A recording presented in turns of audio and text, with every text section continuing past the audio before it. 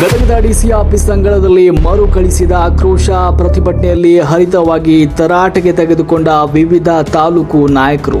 ಗದಗ ಹಾಗೂ ಗಜೇಂದ್ರಗಡ ಮುಖಂಡರಾದ ಮಾರ್ತಾಂಡಪ್ಪ ಹಾದಿಮನಿ ಮತ್ತು ಮಾರುತಿ ಹಾದಿಮನಿ ಆಕ್ರೋಶ ವ್ಯಕ್ತಪಡಿಸಿದ್ದಾರೆ.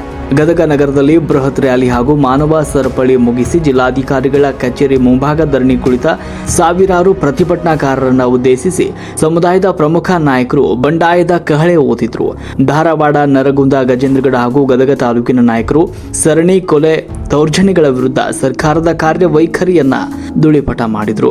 ಮುಖಂಡ ಸೋಮಯ್ಯ ದೊಡ್ಮನಿಯವರು ಮಾತನಾಡಿದ್ರು. ನಾವು ಬರೀ ಮಾತಿಗೆ ಸೀಮಿತವಾಗಬಾರದು, ಕೆಲಸ ಮಾಡಿ ತೋರಿಸಬೇಕು. ಈ ಭೂಮಿಗೆ ಮೊದಲು ಬಂದವರು, ಇತಿಹಾಸ ಪುರುಷರ ವಂಶಸ್ಥರು ನಾವು. ಆದರೆ ಇವತ್ತಿಗೂ ಹಳ್ಳಿಗಳಲ್ಲಿ ಹೆದರಿ ಜೀವಿಸುವ ವಾತಾವರಣ ಇದೆ. ಪಕ್ಷ ಪಂಗಡಗಳನ್ನು ಬದಿಗಿಟ್ಟು ಪ್ರತಿಯೊಂದು ಹಳ್ಳಿಯಲ್ಲೂ ಮಾದಿಗ ಸಮುದಾಯದ ಯುವಕರು ಸಂಘಟಿತರಾಗಬೇಕು ಅಂತ ಕರೆ ನೀಡಿದರು. ಇವಾಗ ಮತ್ತೊಮ್ಮೆ ನಾವು ತಿಳಿಪಟ್ಟು ಏನಂದ್ರೆ ಇದು ದೇಶದ ಸಂಗತಿ ಆಗೈತಿ. ನಾವು ಬರೀ ಮಾತುಗಳಾಗಿವಿ, ಮಾತಷ್ಟ ನಮ್ಮ ಕೆಲಸನೇ ಆಗ್ತಾ ಇಲ್ಲ. ಯಾಕೆ ಕೆಲಸ ಆಗ್ತಾ ಇಲ್ಲ ಅಂತ ಹೇಳ್ಬೇಕು, ಎದ್ದೇಳಬೇಕು. ಯಾಕೆ ಒಂದು ತಿಂಗಳಪ್ಪ ಮಾತು ಹೊಳ್ಳಿ ಎದ್ದಿರಬಾರ್ದವ ಅಂತ ಕೆಲಸ ಮಾಡೋದನ್ನು ಕಲಿಬೇಕಂತ ನಾ ಹೇಳ್ಕೊತೀನಿ. ಅದ್ರ ಜೊತೆಗೆ ನೀವೆಲ್ಲ ನಮ್ಮ ಮಾದಿಗ ಸಮಾಜದವರು ಈ ಭೂಮಿಗೆ ಮೊದಲು ಬಂದಂಥವ್ರು. ನಾವು ಆದಿ ಜಾಂಬವಂತರು, ಮತಂಗಮ್ಮ ಹಚ್ಚಿಯರು ಎಲ್ಲ ನಮ್ಗೆ ಕೃಷ್ಣ ನಮ್ಮ ಬೀಗ, ಇಷ್ಟೆಲ್ಲ ನಾವು ಇತಿಹಾಸ ಪುರುಷರಾಗಿರ್ತಕ್ಕಂಥವ್ರು ನಾವು ಇದ್ಕೊಂಡು ಇನ್ನೂ ನಾವು ಏನಾಗಿದ್ವಿ ಅಂದ್ರೆ ಗಣಿಹಿಡಿಗಳಾಗಿ ಊರೊಳಗೆ ಕುಂತಿದ್ವಿ. ಕೆಲವೊಂದಿಷ್ಟು ಊರೊಳಗೆ ಹಳ್ಳಿ ಒಳಗೆ ಆಗ್ತಕ್ಕಂಥ ಘಟನೆಗಳನ್ನ ನಾವು ನೋಡ್ತಾ ಇರ್ತೀವಲ್ಲ. ಈ ಕೆಲವೊಂದಿಷ್ಟು ಈ ಕ್ರೌರ್ಯ ನಡಿಬೇಕಾದ್ರೆ ಅದಕ್ಕೆ ಏನಪ್ಪಾ ಅಂತಂದ್ರೆ ನಾವು ಮೊದಲು ಅಲ್ಲಿ ಒಗ್ಗಟ್ಟಿರ್ಬೇಕು. ನಮ್ಮ ಹಳ್ಳಿಗಳು ಮೊದಲು ಒಗ್ಗಟ್ಟಾಗಬೇಕು.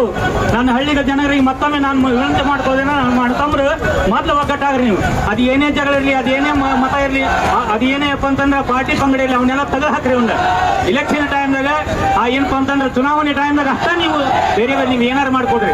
ಆದ್ರೆ ಇದೇ ಟೈಮ್ನಲ್ಲಿ ಇದೇ ವೇಳೆಯಲ್ಲಿ ನೀವೆಲ್ಲರೂ ಒಂದಾಗಬೇಕು. ಒಂದಾಗಿ ಇಂಥ ಕೆಲಸಗಳನ್ನ ಇಂಥ ಘಟನೆಗಳನ್ನು ಎದುರಿಸಬೇಕು.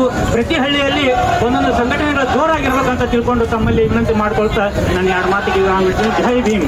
ಇನ್ನು ಮುಖಂಡ ಮಂಜುನಾಥ್ ಬುರುಡೆಯವರು ಕೂಡ ಮಾತನಾಡಿ, ಸ್ವಾತಂತ್ರ್ಯ ಸಿಕ್ಕು 75 ವರ್ಷಗಳು ಗತಿಸಿದ್ರು ದಲಿತರಿಗೆ ನಮ್ಮ ಹೆಣ್ಣು ಮಕ್ಕಳಿಗೆ ರಕ್ಷಣೆ ಇಲ್ಲದಂತಾಗಿದೆ.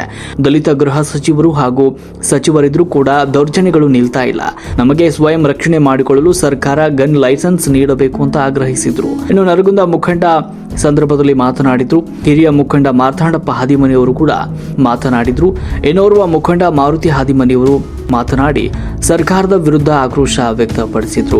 ಜಿಲ್ಲಾಧಿಕಾರಿಗಳ ಕಚೇರಿ ಮುಂಭಾಗದಲ್ಲಿ ವಿವಿಧ ತಾಲೂಕಿನ ನಾಯಕರು ಆಕ್ರೋಶ ವ್ಯಕ್ತಪಡಿಸಿ ಸರ್ಕಾರ ಹಾಗೂ ಜಿಲ್ಲಾಡಳಿತಕ್ಕೆ ಎಚ್ಚರಿಕೆಯನ್ನ ನೀಡಿದ್ರು. ಕೇವಲ ಮನವಿ ಸ್ವೀಕರಿಸುವುದಕ್ಕೆ ಸೀಮಿತವಾಗದೆ ನೊಂದ ಕುಟುಂಬಗಳಿಗೆ ತಕ್ಷಣವೇ ನ್ಯಾಯ ಒದಗಿಸುತ್ತದೆಯಾ ಅನ್ನುವುದನ್ನ ಕಾದು ನೋಡಬೇಕಾಗಿದೆ ಅಂತ ತಿಳಿಸಿದ್ರು. ನಿರಂತರ ಸುದ್ದಿಗಳಿಗಾಗಿ ನೋಡ್ತಾ ಇರಿ ರಾಷ್ಟ್ರಕ್ರಾಂತಿ ನ್ಯೂಸ್. ಇದು ಅತ್ಯಂತ ದುಃಖದ ನಮ್ಮ ಮಹಾಸಭಾದಿಂದ ಮಾಡ್ತಕ್ಕಂಥ ಕಾರ್ಯಕ್ರಮ, ಅತ್ಯಂತ ನೋವಿನ ಸಂಗತಿಯ ಕಾರ್ಯಕ್ರಮ ಅಂತ ನಾನು ತಿಳ್ಕೊಂತೀನಿ. ಕರ್ನಾಟಕ ರಾಜ್ಯದಲ್ಲಿ ಮಾದಿಗರಿಗೆ ಇದೇ ಮೊದಲು ಆಗ್ತಾ ಇರೋದು. ಸ್ವತಂತ್ರ ಬಂದು 75 ವರ್ಷಗಳ ನಂತರ ಸತತವಾಗಿ ಮಾದಿಗರ ಮೇಲೆ ಹಲ್ಲೆ, ಅತ್ಯಾಚಾರ ಆಗ್ತಾನೆ ಬಂದಿದೆ.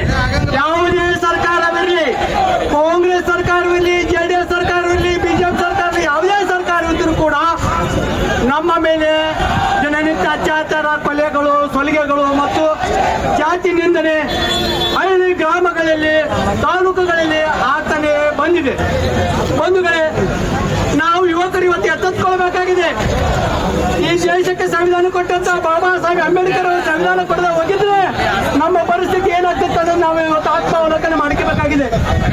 ಡಾಕ್ಟರ್ ಬಾಬಾ ಸಾಹೇಬ್ ಅಂಬೇಡ್ಕರ್ ಅವರು ಸಂವಿಧಾನ ಕೊಟ್ಟರು ಕೂಡ ಇವತ್ತು ಕೂಡ ನಮಗೆ ಆಡಿ ಆಗಲಿ ಕೊಲೆ ಆಗ್ತೈತೆ ಅಂದ್ರೆ ನಮ್ಗೆ ಎಲ್ಲಿ ಸಿಕ್ಕಿದೆ ಸ್ವಾತಂತ್ರ್ಯ ಅನ್ನೋದನ್ನ ಪ್ರಶ್ನೆ ಮಾಡಬೇಕಾಗಿದೆ ಇವತ್ತು ಸರ್ಕಾರಕ್ಕೆ. ಸ್ವಾತಂತ್ರ್ಯ ದೇಶಕ್ಕೆ ಸಿಕ್ಕಿರಬಹುದು, ದಲಿತರಿಗೆ ಸ್ವಾತಂತ್ರ್ಯ ಸಿಕ್ಕಿಲ್ಲ. ಇದನ್ನು ತಾವು ತಿಳ್ಕೋಬೇಕು. ನಮ್ಮ ಹಳ್ಳಿ ಬಂದಂತ ನನ್ನ ಬಂಧುಗಳು ಯಾಕೆ ಹೇಳ್ತೀನಿ ಅಂತಂದ್ರೆ, ನಮ್ಮಲ್ಲಿ ಪರಿಚಯ ಏನಂದ್ರೆ ಶಿಕ್ಷಣ, ಸಂಘಟನೆ, ಓಡಾಟ ಇಲ್ಲದ ಕಾರ್ಯಕ್ಕೆ ನಾವು ಷಂಡರಾಗಿದ್ದೇವೆ. ನಾವು ಒಂದೇಳೆ ಶಿಕ್ಷಣ, ಸಂಘಟನೆ, ಹೋರಾಟದಲ್ಲಿ ಒಂದಾದ್ರೆ ಈ ಸರ್ಕಾರ, ಈ ದೇಶ ಹಳ್ಳಿಗಾಡೋಗ್ತದೆ. ಪ್ರಧಾನಮಂತ್ರಿ ಸದ್ಯ ಉಳ್ಳಾಡೋಗ್ತಾನೆ ಈ ದೇಶದಲ್ಲಿ.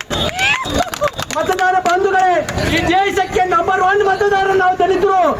ಅರ್ಥ ಮಾಡಿಕೊಳ್ಳಿ, ಈ ದೇಶಕ್ಕೆ ನಂಬರ್ 1 ಮತದಾರ ಯಾರಿದ್ರೆ ಈ ರಾಜ್ಯದಲ್ಲಿ ಬಹುಸಂಖ್ಯಾತ ಮತದಾರ ಯಾರಿದ್ರೆ ಅದು ಮಾದಿಗರನ್ನು ಮಾತನ್ನ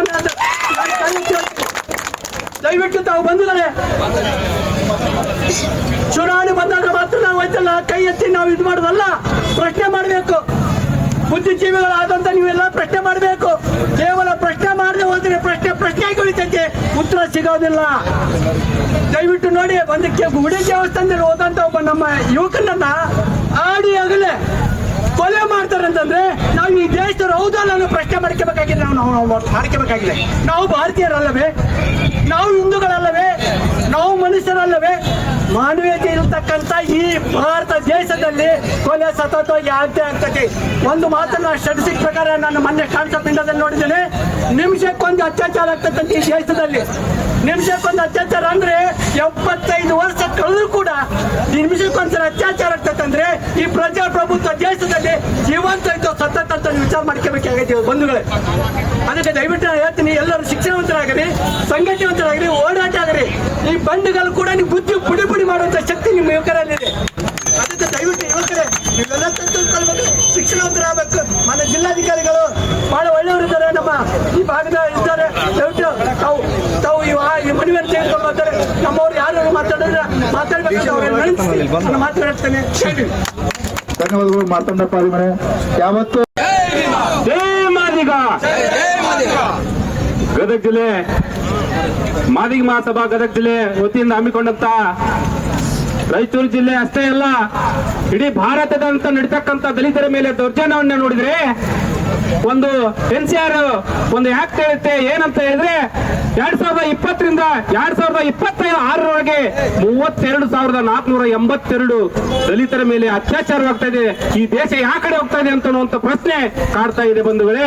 ಇವತ್ತು ಕರ್ನಾಟಕದಲ್ಲಿ ಆಗಿರ್ಬೋದು, ಕೇಂದ್ರದಲ್ಲಿ ಆಗಿರ್ಬೋದು, ಯಾವ ಸರ್ಕಾರ ವಿರುದ್ಧ ಹೋರಾಟ ಅಲ್ಲ ನಮ್ಮದು, ಇದು ದಲಿತರ ವಿರುದ್ಧ ಹೋರಾಟ.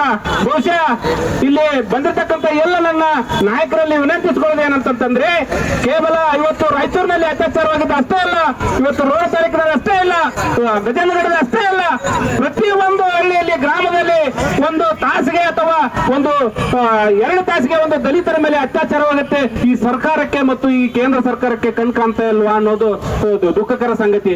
ಬಹುಶಃ ಇಲ್ಲಿ DC ಅವರು ಬಂದಿದ್ದಾರೆ, ತಮ್ಮಲ್ಲಿ ಮನವಿ ಮಾಡಿಕೊಳ್ಳೋದೇನೆಂದ್ರೆ ದಲಿತ ಸಭೆ ಪ್ರತಿಯೊಂದು ಹಳ್ಳಿಯಲ್ಲಿ, ಪ್ರತಿಯೊಂದು ತಾಲೂಕಿನಲ್ಲಿ, ಪ್ರತಿಯೊಂದು ಹೋಬಳಿಯಲ್ಲಿ ರವಿವಾರಕ್ಕೊಮ್ಮೆ ಸಭೆ ನಡೆಸ್ತಾರೆ ಅಂತ ಹೇಳ್ತಾರೆ. ಕೇವಲ ಆಳಿಯಲ್ಲಿ ಹೋಗ್ತಾ ಇದೆ ಸರ್. ದಯವಿಟ್ಟು ತಾವು ಮನಗಾಣಬೇಕು.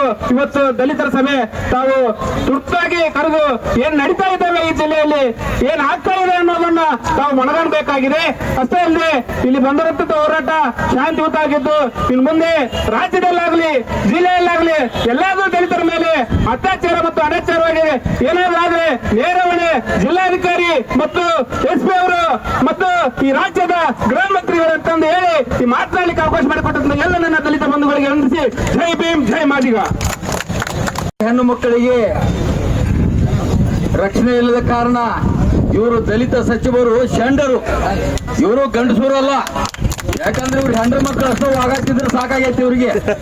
ಯಾಕಂದ್ರೆ ನನ್ನ ಭಾಷೆ ಬೇರೆ ಬೇರೆ ಬರ್ತಾವು. ಇದು ಜಿಲ್ಲಾಧಿಕಾರಿಗಳ ಆಫೀಸ್ ಐತಿ, ಬಹಳ ಮಾತಾಡೋದು ಬೇಡ. ಇವರು ಏನದಾರ ಅಂತಂದ್ರ ಇವ್ರು ತಮ್ಮ ಹೆಂಡ್ರ ಮಕ್ಕಳಿಗೆ ಅದ ಸೀಮಿತ ನಮ್ಮ ದಲಿತ ಸಚಿವರು. ಯಾಕಂದ್ರೆ ಉಳಿದ ಹೆಣ್ಮಕ್ಳು ಸಮಾಜ ಹಾಳಾಗಿ ಹೋದ್ರು ಇವ್ರು ಮಾಡಿ ಮೇಲೆ ಮಾಡಿ ಕಟ್ಟಿ ಕಾರ್ ಮೇಲೆ ಕಾರ್ ಹತ್ತಿ ಅಡ್ಡಾಡ್ತಾರ ಅಂತಂದ್ರೆ ಇವ್ರ ಜನ್ಮಕ್ಕೆ ನಾಚಿಕೆ ಬರಬೇಕು. ಇವ್ರು ತೆಲಿಗಿಡಕ ಕೆಲಸ ಮಾಡಿದಂಗತಿ ಸಾಮಾಜಿಕ ಘಾತಕರು. ಸಮಾಜಕ್ಕೆ ದ್ರೋಹ ಮಾಡಿ ಇವ್ರು ಸಚಿವರಾದ್ರೆ ಏನು ಉಪಯೋಗ, ಇವ್ರು ಮಿನಿಸ್ಟರ್ ಆದ್ರೆ ಏನು ಉಪಯೋಗ? ಯಾಕಂದ್ರೆ ನಾವು ನೋಡ್ಕೊಂತ ಬಂದೇವ್ರಿ. ನನಗೆ 60 ವರ್ಷ ವಯಸ್ಸು ಸರ.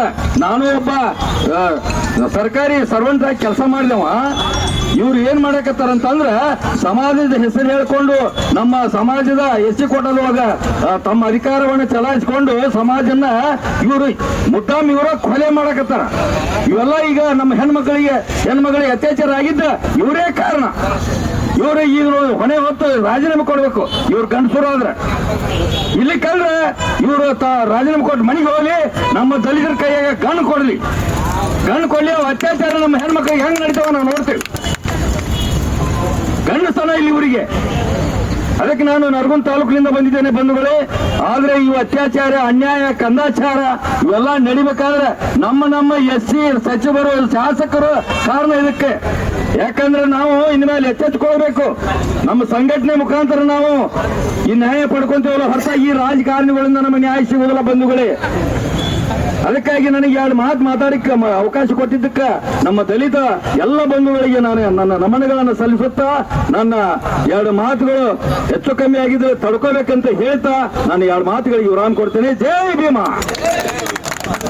ದೇವರವರಿಗೆ ಅದೇ ರೀತಿಯಾಗಿ ನಮ್ಮ ಮುಂಡೂರು ತಾಲೂಕಿನ ಅಧ್ಯಕ್ಷರಾಗಿರ್ತಕ್ಕಂಥ ಸನ್ಮಾನ್ಯ ದುರ್ಗಪ್ಪ ಅರ್ಜುನ್ ಅವರು ಕೂಡ ಮಾತಾಡೋದಕ್ಕೆ ಸನ್ಮಾನಿಸ್ಕೊಳ್ತಾ ಪ್ರತಿಭಟನೆಯನ್ನ ಗದಗ ಜಿಲ್ಲಾ ಮಾದಿಗ ಮಹಾಸಭೆಯವರು ಹಮ್ಮಿಕೊಂಡಿದ್ದು, ಬಂಧುಗಳೇ, ಇವತ್ತು ದಲಿತರ ಮೇಲೆ ಮಾರಣಾಂತಿಕ ಹತ್ಯೆಗಳಾಗ್ತಿದೆ, ನಮ್ಮ ಹೆಣ್ಣು ಮಕ್ಕಳ ಮೇಲೆ ಅತ್ಯಾಚಾರ ಆಗ್ತಿದೆ.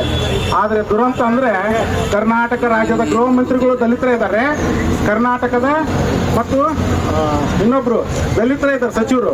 ಇಷ್ಟೆಲ್ಲ ಇದ್ಕೊಂಡು ನಮ್ಮ ದಲಿತರ ಮೇಲೆ ಹಲ್ಲೆಗಳಾಗ್ತಿದ್ದೇವೆ. ಏನು ಕಾರಣ ಇದಕ್ಕೆ? ನಾವು ಇದಕ್ಕೆ ಪರ್ಯಾಯ ದಾರಿಯನ್ನು ರೂಪಿಸ್ಕೊಳ್ಬೇಕಂದ್ರೆ ನಿರಂತರವಾಗಿ ನಮ್ಮ ಹೆಣ್ಣು ಮಕ್ಕಳ ಮೇಲೆ, ನಮ್ಮ ಸಮಾಜದ ಯುವಕರ ಮೇಲೆ ನಮ್ಮ ಮೇಲೆ ಹಲ್ಲೆಗಳು ಆಗ್ತಾನೆ ಇರ್ತವೆ. ಅದಕ್ಕೆ ಪರ್ಯಾಯವಾಗಿ ನಾನೊಂದು ಬೇಡಿಕೆ ಇಡ್ತೇನೆ, ನಮ್ಗೆಲ್ಲರಿಗೂ ಗನ್ ಲೈಸೆನ್ಸ್ ಕೊಡ್ಬೇಕಂತ ನಾನು ಕೇಳ್ಕೊಂತೀನಿ. ಇಲ್ಲಂದ್ರೆ ನಮ್ಮ ರಕ್ಷಣೆ ನಾವೇ ಮಾಡ್ಕೊಳ್ತೀವಿ. ನಮ್ಮ ಗನ್ ಲೈಸೆನ್ಸ್ ನೀವು ಕೊಟ್ರೆ ಯಾವ ಮಕ್ಕಳು ಬಂದ್ರೆ ನಾವು ನೋಡ್ಕೊಂತೀವಿ. ಎಲ್ಲಿವರೆಗೆ ನಾವು ಸಹಿಸ್ಕೊಳ್ಳೋಣ? ಸ್ವತಂತ್ರ ಬಂದು 75 ವರ್ಷ ಕಳಿತು, ಇವತ್ತಿಗೂ ಕೂಡ ನಮ್ಮ ಮೇಲೆ ನಿರಂತರ ಹಲ್ಲೆ ಆಗ್ತದೆ ಅಂದ್ರೆ ನಾವು ಯಾವ ಕಾಲದಲ್ಲಿ? ಇದು ಪ್ರಜಾಪ್ರಭುತ್ವದ ವ್ಯವಸ್ಥೆ.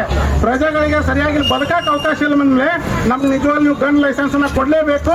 ಅದು ಒಂದು ಯೋಜನೆಯನ್ನು ಮಾಡ್ಲೇಬೇಕಂತ ನಿಮಗೆ ಕೇಳಿ ನನಗೆ ಮಾತನಾಡಕ್ಕೆ ಅವಕಾಶ ಮಾಡಿಕೊಟ್ಟಂತ ಎಲ್ಲರಿಗೂ ವಂದಿಸಿ ಮುಗಿಸ್ತೇನೆ. ಜೈ ಭೀಮ್. ಧನ್ಯವಾದಗಳು ಮಂಜು ಬಿಡು. ರಾಜ್ಯದಲ್ಲಿ ಕೂಡ ಆಗ್ತಾ ಇದೆ. ಪ್ರತಿಯೊಂದು ಇಂಥ ಘಟನೆಗಳನ್ನು ಖಂಡಿಸ್ತಕ್ಕಂಥ ನಾವೆಲ್ಲರೂ ಕೂಡ ಖಂಡಿಸಿದಾಗ ಮಾತ್ರ ಸರ್ಕಾರ ಎಚ್ಚರಿಕೆ ಆಗ್ತದೆ. ದಯಮಾಡಿ ನಮ್ಮ ಹೋರಾಟದ ಹೊರನಾಡಿಗಳು ಎಲ್ಲರೂ ಕೂಡ ಹಿಂದೆ ಬರಬೇಕು. ಈ ಒಂದು ಸಭೆಯನ್ನು ಉದ್ದೇಶಿಸಿ ಮಾರುತಿ ಅವ್ರು ಕೊಡ್ರಿ ಅಧ್ಯಕ್ಷರ. ಮಾರುತಿ ಆದಿಮನಿ ರೀ. ಮಾರುತಿ ಆದಿಮನಿ ಅವರೆಲ್ಲಿದ್ದಾರೆ? ಈಗ ಒಂದು ಪರಮ ಪೂಜ್ಯರ ನೇತೃತ್ವದಲ್ಲಿ ಈ ಒಂದು ಪ್ರತಿಭಟನೆಯನ್ನು ಶಾಂತಿಯುತವಾಗಿ ನಾವೆಲ್ಲ ಮಾಡಿಕೊಂಡು ಬರ್ತಾ ಇದ್ದೇವೆ. ಇನ್ನೇ ಕೆಲವೇ ನಿಮಿಷದಲ್ಲಿ ಮಾನ್ಯ ಜಿಲ್ಲಾಧಿಕಾರಿ ಒಂದು ಮನವಿ ಕೊಡಲಾಗುವುದು. ಬಂಧುಗಳೇ, ಹರಪ್ಪ ಪೂಜಾರಿ ಅವರು ಕೂಡ ಮಾತಾಡ್ಬೇಕಂತ ಮನಸ್ಪಟ್ಟು ಮಾತಾಡ್ರಿ.